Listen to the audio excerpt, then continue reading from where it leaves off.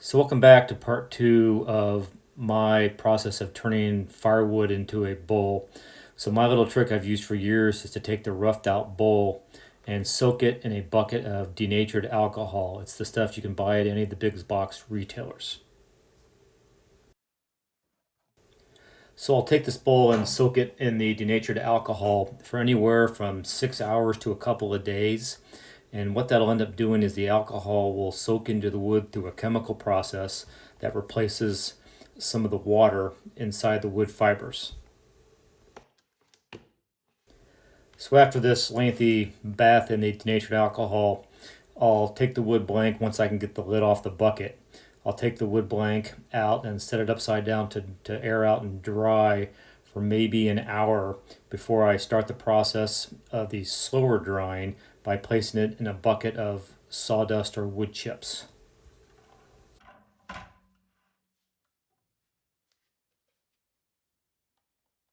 The next step is I take the bowl and I'll put it on my scale just to get a quick measurement that I can take before and after the process to judge when I think the wood has released enough moisture that I could start the actual final turning process.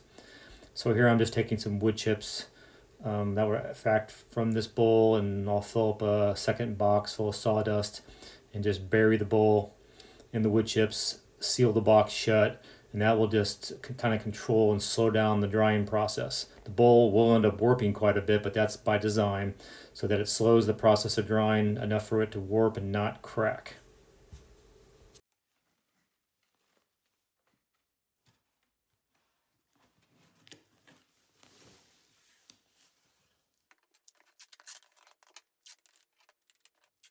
So I think I'm ready to finish this bowl, and here's a close-up shot of the metal expanding chuck that will fit inside that groove on the bottom of the bowl to remount that back on the lathe.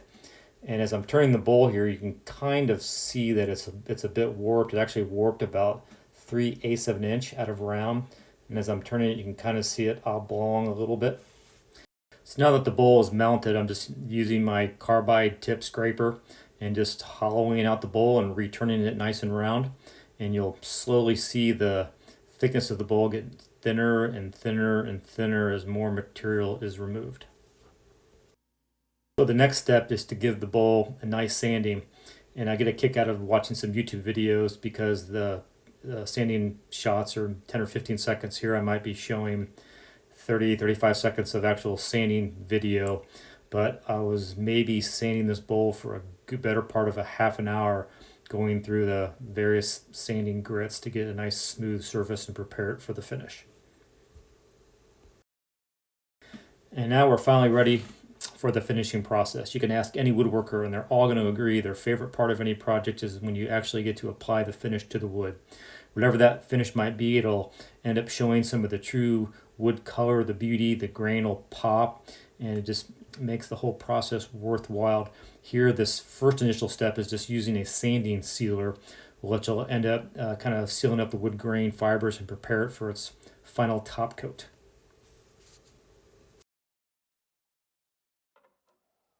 In this shot, we're applying the same sanding sealer to the outside of the bowl.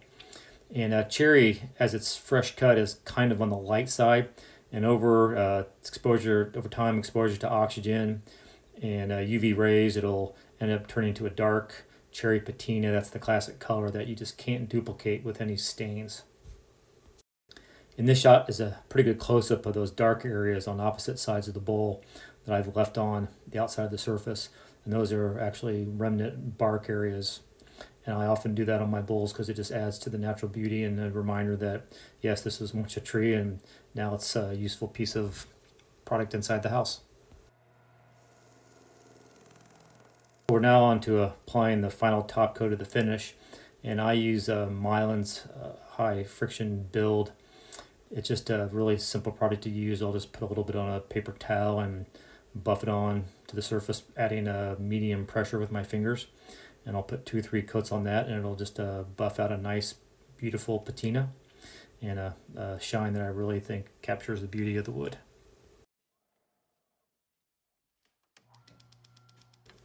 So the bowl's basically done, but if you remember back to that shot of that metal chuck I was using that actually secures the bowl onto the lathe. It has kind of a large void that it is the bottom of the bowl, but it's ugly. So here I'm using a shop-made donut chuck, which will hold the bowl on backwards, and I'm just shaving out that recess to create more of a smooth contour on the bottom.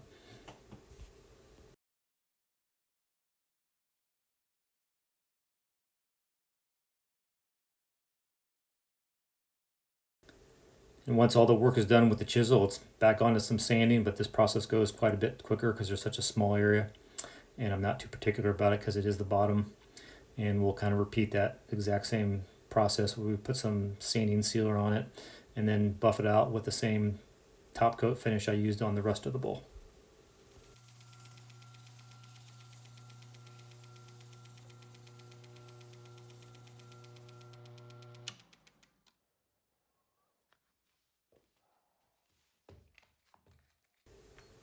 So here's kind of a close-up shot of that donut chuck. It's simply a round disc with a little bit of padding on it to protect the bowl that's mounted on the lathe, and a ring that I screw down and just holds that bowl on nice and secure.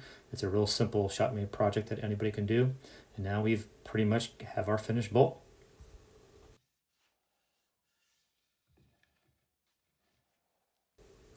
So here's a still close-up of that bottom recess that's nice and smooth, and it's cosmetically looks pretty nice compared to that open void.